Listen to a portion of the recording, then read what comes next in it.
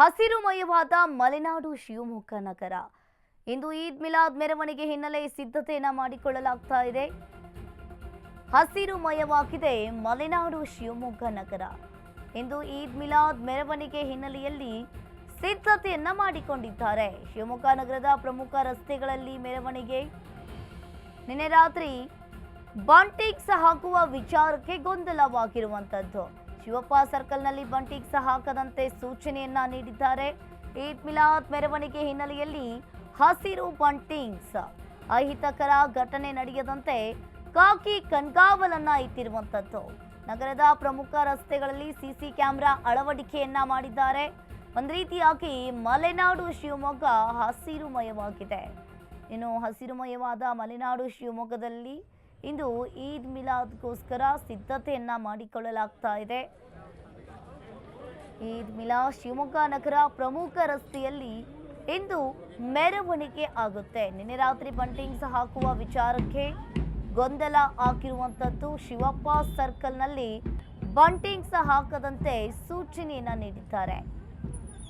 ಈ ಬಗ್ಗೆ ಹೆಚ್ಚಿನ ಡೀಟೇಲ್ಸ್ ಅನ್ನ ನೀಡ್ತಾರೆ ನಮ್ಮ ಪ್ರತಿನಿಧಿ ಅಶ್ವಿನಿ. ಫೋನ್ ಸಂಪರ್ಕದಲ್ಲಿ ಜಾಯಿನ್ ಆಗಿದ್ದಾರೆ. ಅಶ್ವಿನಿ, ಇಲ್ಲಿ ಶಿವಮೊಗ್ಗದಲ್ಲಿ ಇಂದು ಈದ್ ಮಿಲಾದಕ್ಕೋಸ್ಕರ ಎಲ್ಲಾ ರೀತಿಯಾಗಿ ಸಿದ್ಧತೆಯನ್ನ ಮಾಡಿಕೊಂಡಿದ್ದಾರೆ. ಶಿವಪ್ಪ ಸರ್ಕಲ್ನಲ್ಲಿ ಬಂಟಿಂಗ್ಸ್ ಹಾಕದಂತೆ ಒಂದು ರೀತಿಯಾಗಿ ಎಚ್ಚರಿಕೆಯನ್ನ ನೀಡಿದ್ದಾರೆ ಅಂತಾನೆ ಹೇಳ್ಬೋದು. ಏನಿದೆ ಇದ್ರ ಬಗ್ಗೆ ಹೆಚ್ಚಿನ ಡೀಟೇಲ್ಸ್?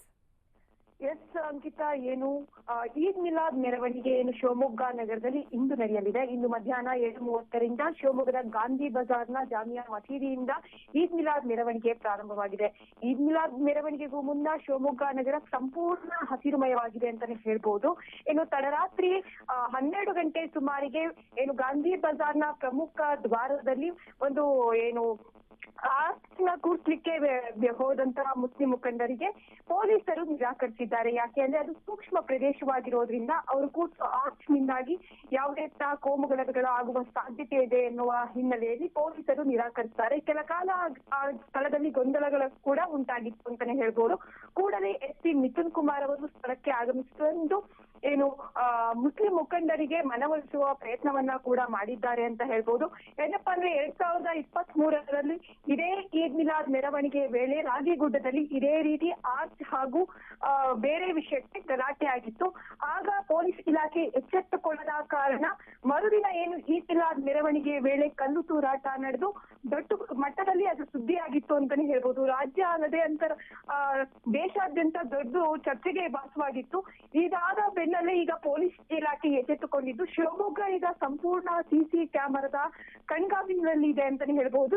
ಹೆಚ್ಚುವರಿ 2,000ಕ್ಕೂ ಅಧಿಕ ಪೊಲೀಸರನ್ನ ನಿಯೋಜನೆ ಮಾಡಲಾಗಿದೆ ಅಂತ ಹೇಳ್ಬೋದು Ankita. Okay, thank you Ashwini ನಿಮ್ಮೆಲ್ಲ ಮಾಹಿತಿಗೆ.